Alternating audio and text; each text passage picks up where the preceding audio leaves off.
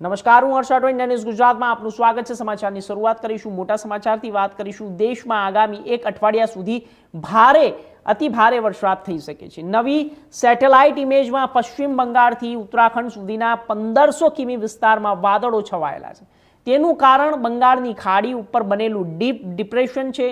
Deep depression સમુદ્ર ઉપર બનતી ઓછા દબાણવાળી એક મજબૂત હવામાન પ્રણાલી છે, જેમાં પવનની ગતિ સામાન્ય ડિપ્રેશન કરતાં વધુ હોય છે, જેના કારણે ભારે વરસાદ થાય છે। હવામાન વિભાગ મુજબ ચોમાસાના ટ્રકની અસરથી દિલ્હી, પંજાબ, હરિયાણા, હિમાચલ પ્રદેશ, ઉત્તરાખંડ, ઉત્તર પ્રદેશ, મધ્યપ્રદેશ અને છત્તીસગઢ, મહારાષ્ટ્ર, ઓડિશા, પશ્ચિમ બંગાળ, ઝારખંડમાં ભારે વરસાદ થઈ શકે છે। મધ્યપ્રદેશના શહડોલ જિલ્લામાં પણ રવિવાર સાંજે વીજળી પડવાથી 11 વર્ષના એક બાળક સહિત 3 લોકોના મોત થયા, જ્યારે યુપીના બલિયામાં એક સરકારી શાળા નીચે માટી ધસી પડતા જેના કારણે શાળા નદીમાં પણ સમાઈ ગઈ હતી।